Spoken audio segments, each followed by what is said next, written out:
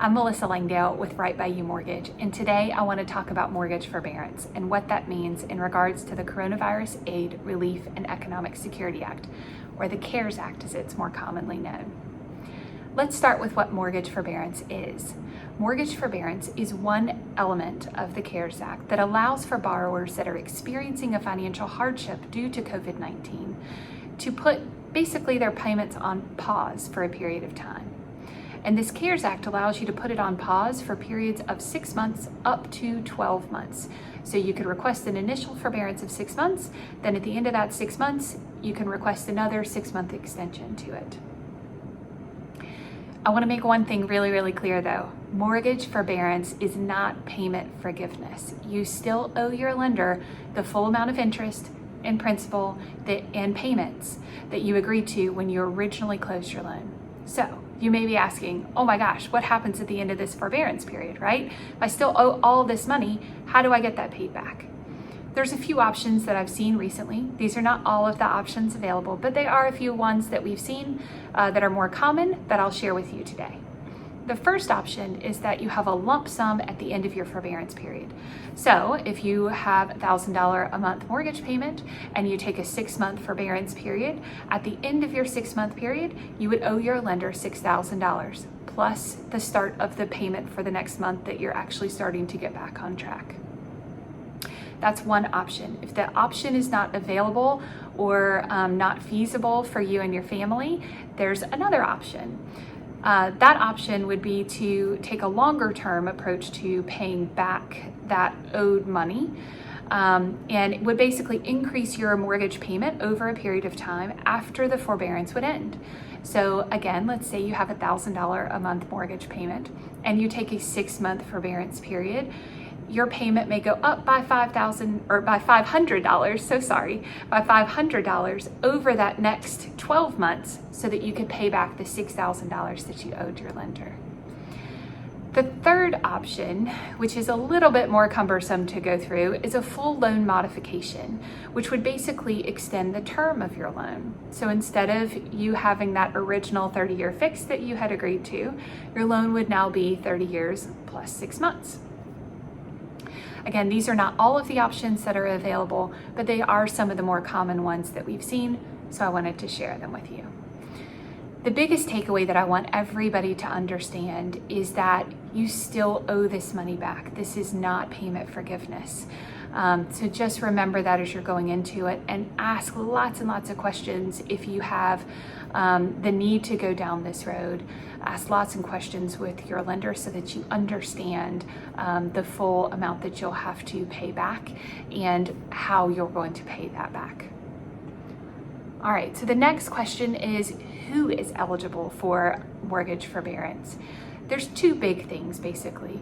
You have to be a borrower that is experiencing financial hardship due to COVID-19. The second thing is you have to have a loan that's backed by a federal agency to be covered underneath this CARES Act provision. That basically means that you have to have a loan that is backed by Fannie Mae, Freddie Mac, FHA, VA, or USDA. If you don't know what type of loan that you have, that's okay. Go back to your original loan documents that you signed when you set up your loan. It should say on your CD, your closing disclosure, or your HUD-1 settlement statement, depending on when you closed. It should have on that document whether you have a conventional, FHA, VA, or USDA loan. If you have a conventional loan and want to understand if your loan is backed by Fannie Mae or Freddie Mac, there's lots of tools available to you to help understand which agency your loan is with. You can simply Google Fannie Mae lookup tool or Freddie Mac lookup tool and answer a few questions and know if your loan is eligible based on one of those agencies backing it up. If it doesn't show up there, it doesn't mean that there aren't forbearance options available to you. It just means that your loan is not covered underneath the CARES Act. So your lender would need to come up with an option, outside of those provisions. The next thing is, how do you take advantage of mortgage forbearance? Number one, you'd need to contact your lender or your servicer to understand what options are available to you. They should be able to walk you through how long your payment can be in forbearance, as well as what the payment plan looks like after the forbearance period ends. They can walk through all of those details with you. All right, the last most important question is, should I pursue mortgage forbearance? Well, this is a really difficult question, and one that unfortunately I cannot answer for you. It's going to be based on you and your family's financial situation. I can give you a little bit of advice though. If you have the ability of making your mortgage payments on time and are not experiencing financial hardship due to COVID-19, it doesn't make sense for you to go into mortgage forbearance. It may not be a good option for you. However, if you are in a dire financial situation because of COVID-19, this may be a good option for you and your family to consider.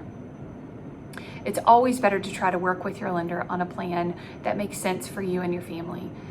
But I want you to understand that there are some risks involved if you go down the road of a mortgage forbearance. One, your lender is not allowed to report your payment as past due on your credit report, but that doesn't mean that it's not going to report that you're not making a payment. Similar to a deferred student loan, your payment's going to show up. There won't be any late payments that post, but your lender's going to be able to see that no payments are being made. Also, make sure that you do not stop making your mortgage payments before talking to your lender. They have to agree to forbearance terms fully for you to not have a late payment reported on your credit report. The next piece of advice is that you should know that there really is no guidance right now on whether this is going to be considered a major derogatory event.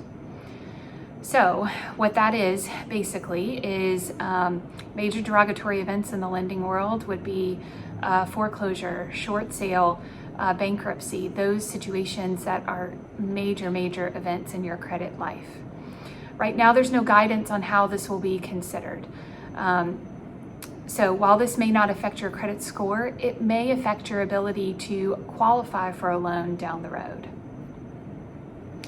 If you need to pursue forbearance, make sure to keep copies of all of the documentation that you agree to with your lender, and ask lots and lots of questions so that you fully understand all of the details that you're agreeing to. And remember that mortgage forbearance is only one option available to you. There are other longer-term loss mitigation options that your lender can go through with you. The most important thing for you to know is that you're not alone. If you have questions, you can reach out to any of our associates. We have associates all over North Carolina and Virginia, and we'd love to help you answer any questions that you have in regards to your current mortgage forbearance, or just check in with you and see how things are going with COVID-19. We understand this is a difficult time for families, and we want to be here for you through this time. Please let us know how we can help.